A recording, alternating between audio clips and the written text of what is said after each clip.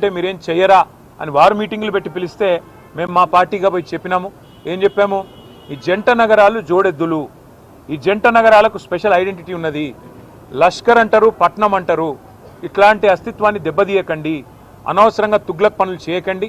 మీకు అధికారం ఇచ్చింది 6 గ్యారంటీలు అమలు చేయమని, మీకు అధికారం ఇచ్చింది 420 హామీలు ఏవైతే మీరు చెప్పారో అమలు చేయమని, మీకు అధికారం ఇచ్చింది బీసీలకు 1,00,000 కోట్లు పెడతామని మీరు చెప్తే దాన్ని నమ్మించినారు. మీకు అధికారం ఇచ్చింది ఎస్సీలకు ఎస్టీలకు కేసీఆర్ గారు 10 లక్షలు ఇస్తున్నాడు దళిత బంధు, నేను 12 లక్షలు ఇస్తానంటే నమ్మి మీకు ఇచ్చారు. మరి 2 ఏళ్ళు అయింది. హైదరాబాదు సికింద్రాబాదు ఈ జంట నగరాల్లో ఒక ఇల్లు కట్టినావా? కనీసం ఒక ఇటుక పెట్టినావా? ఈ 2 ఏళ్లలో ఒక్క ఇల్లు కనీసం 2 ఏళ్ళు అయిపోయింది, చేయలేదు, మంజూరు చేయలేదు. ఒక్క కొత్త రోడ్ వేసినావా? ఒక్క కొత్త ఫ్లైఓవర్ కట్టినావా? ఏదీ లేదు. ఉన్నాయి కూలగొట్టుడు తప్ప కట్టిందైతే ఏం లేదు.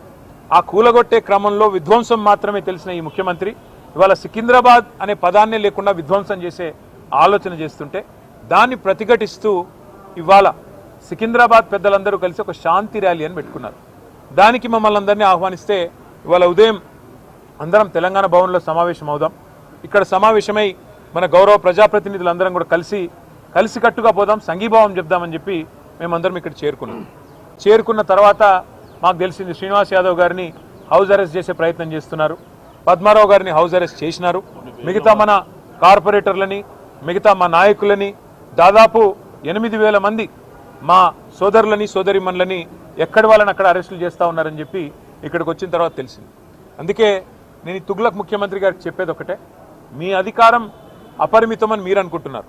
అధికారం 5 ఏళ్లకు ఒకసారి ప్రజలు రెన్యూ చేస్తే మళ్ళీ వస్తుంది తప్ప మీ ఇష్టం ఉన్నట్టు తుగ్లక్ పనులు చేస్తూ పోతుంటే అధికారం ఎవరికి శాశ్వతం కాదనేది ముఖ్యమంత్రి గారు గుర్తుపెట్టుకోవాలి.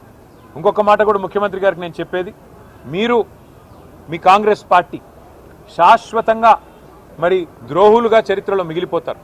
తెలంగాణ అస్తిత్వాన్ని దెబ్బతీసిన ద్రోహులుగా, తెలంగాణ తల్లిని రూపుమాపి కాంగ్రెస్ తల్లిని ప్రతిష్ఠించిన ద్రోహులుగా, తెలంగాణ సంస్కృతిని తెలంగాణ అస్తిత్వానికి చిహ్నమైన కాకతీయ కళాతోరణాన్ని, చార్మినార్ని, తెలంగాణ ఆడపడుచులకు అత్యంత ప్రీతిపాత్రమైన బతుకమ్మని, వీటిని దెబ్బతీసిన ద్రోహులుగా నీ ప్రభుత్వం నీ పార్టీ నిలబడిపోతుంది.